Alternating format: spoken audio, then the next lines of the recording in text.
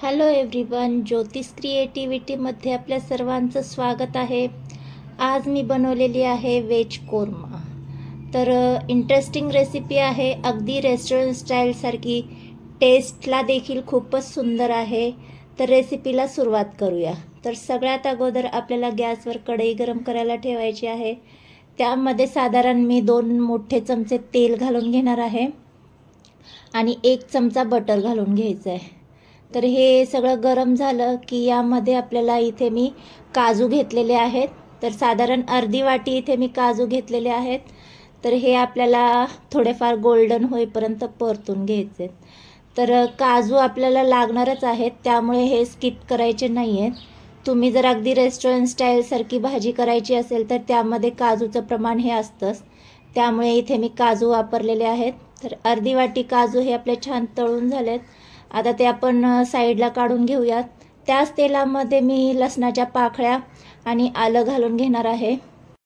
यामध्येच मी कांदा घालून घेणार आहे। तर इथे 2 मोठे कांदे मी उभे चिरून घेतलेले आहेत। तर हे आपल्याला थोडेफार सॉफ्ट होईपर्यंत परतून घ्यायचे। कांदा आपल्याला जास्त गोल्डन करायचा नाहीये, थोडाफार सॉफ्ट झाला तरी चालेल।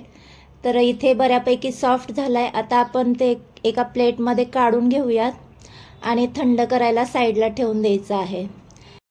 तर इथे मी काही भाज्या घेतलेल्या आहेत। फरसबी घेतली, सिमला मिरची घेतली, वाटाणा आणि फ्लावर। या भाज्या स्वच्छ धुवून चिरून घेतलेल्या आहेत मी। यातच मी बटाटा देखील घालून घेणार आहे। तुम्हाला आवडत असेल तर तुम्ही सेपरेट देखील या भाज्या फ्राय करून घेऊ शकता, पण मी एकत्रच करून या फ्राय करून घेणार आहे।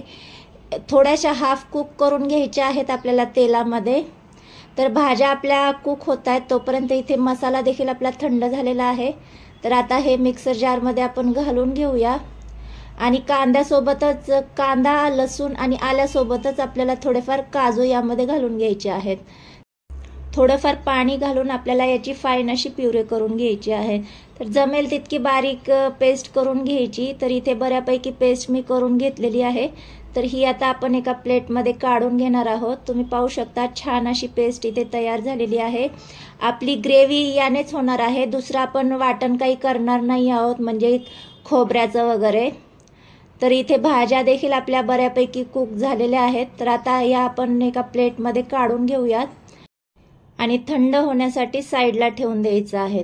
तर भाज्या आपल्या थंड होत आहेत तोपर्यंत आपण इथे मी 2 टोमॅटो घेतलेले आहेत, त्याची देखील आपल्याला प्युरे करून घ्यायची आहे। तर टोमॅटो आणि कांदा काजूची पेस्ट यानेच आपली भाजीची ग्रेव्ही तयार होणार आहे। दुसरं कोणतंच वाटण आपण यामध्ये घालणार नाही आहोत।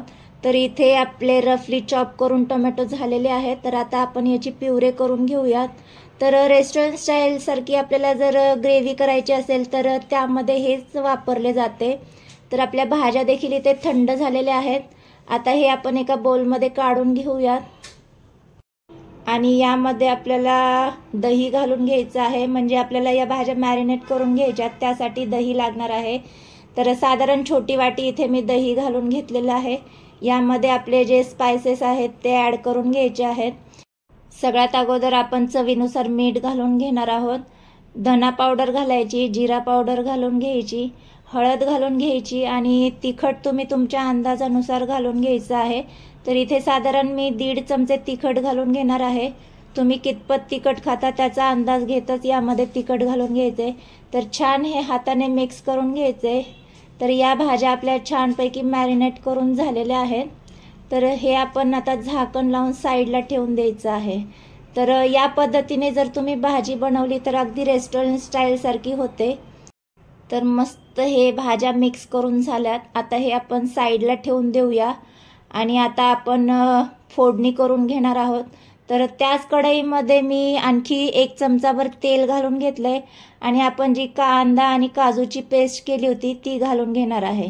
तर इथे तुम्ही दुसरी कढई देखील वापरून घेऊ शकता, पण मी जास्त भांड्याचा पसारा नको त्यामुळे त्याच कढईमध्ये मी घालून घेतलेला आहे। तर थोडीफार गोल्डन कलर येईपर्यंत आपल्याला ही पेस्ट परतून घ्यायची आहे। तर इथे पेस्ट परतून झाली। आता त्यामध्ये आपण टोमॅटो प्युरी घालून घ्यायची आहे। तर यानेच आपली ग्रेव्ही छान होणार आहे। तर मस्त इथे टोमॅटोची प्युरी घालून झाल्याच्या नंतर सुद्धा 1-2 मिनिटं आपल्याला छान परतून घ्यायचंय। तर बऱ्यापैकी इथे आपलं परतून झालंय. आता आपण ज्या भाज्या ठेवलेल्या होत्या त्या यामध्ये घालून घ्यायच्या आहेत. तर आपण मॅरिनेट करताना जे मसाले वापरलेले आहेत तेवढेच मसाले आपण घालणार आहोत. एक्स्ट्रा काही मसाल्यांचा वापर इथे करणार नाहीये. तर भाजी घालून झाली की छान मिक्स करून घ्यायचंय आणि 1-2 मिनटं आपल्याला मसाल्यांमध्ये भाजी छान परतून घ्यायची आहे. तर 2 मिनिटांनी पाहू शकता छान असं तेल सुटलेलं आहे भाजीला.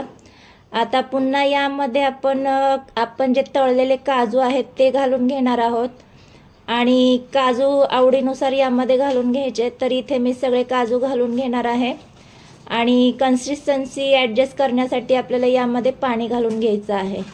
तर व्हेज कोरमा म्हटलं की त्याला जास्त ग्रेव्ही नसते, तर त्याचा अंदाज घेतच आपल्याला पाणी घालून घ्यायचंय.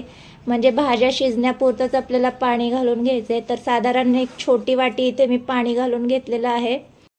भाज्या आपल्या शिजल्या की त्यामध्ये आता इथे मी पनीर घालून घेणार आहे.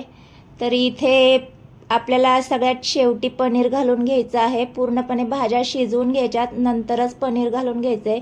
पनीर जर आपण अगोदरच घातलं तर ते टेस्टला चांगलं लागत नाही, त्यामुळे शेवटी पनीर घालून घ्यायचंय. पनीर घालून झाल्याच्या नंतर मिक्स करायचंय आणि त्यामध्ये अर्धा चमचा इथे मी गरम मसाला घालून घेणार आहे. तुम्हाला आवडत असल्यास तुम्ही इथे किचन किंग मसाला देखील घालून घेऊ शकता.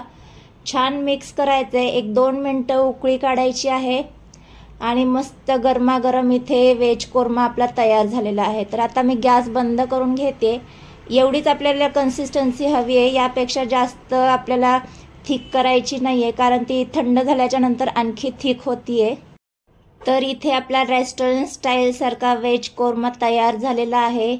तर हा व्हेज कोरमा तुम्ही नानसोबत, चपातीसोबत, फुलक्यांसोबत कशासोबतही खाऊ शकता. अप्रतिम लागतो. तर आजची ही रेस्टॉरंट स्टाईल सारखी व्हेज कोरम्याची रेसिपी तुम्हाला कशी वाटली? व्हिडिओ आवडला असल्यास व्हिडिओला लाईक आणि चॅनलला सबस्क्राईब करायला विसरू नका. बाय.